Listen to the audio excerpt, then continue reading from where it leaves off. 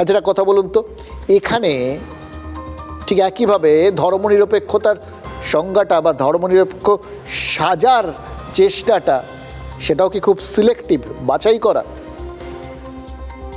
যদি বাংলায় এসে কোনো মুসলিম শিল্পী তিনি কোনো ধর্মীয় গান গাইতে গিয়ে কোনো ধর্মীয় চোখ রাঙানির মুখে পড়তেন, তাহলেও কি বাংলার শিল্পীরা এইভাবেই চুপ করে থাকতেন? নাকি সবাই ঝাঁপিয়ে পড়তেন যে এটা বাংলার ঐতিহ্য নয়, সংস্কৃতি নয়, এটা প্রমাণ করার জন্য?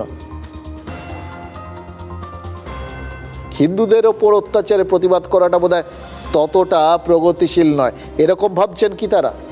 দেখুন, এই ভাবনাগুলো কিন্তু এরাই সবার মনের মধ্যে ঢোকান, অথচ কেউ ভাবলেন না একজন শিল্পীর বিরুদ্ধে অন্যায় হলো, তার কোনো সেইভাবে জাত দেখার বিষয় নেই, গানের কোনো জাতের বিচার নেই, ধর্মের ব্যাপার নেই, সাধারণ বিষয়।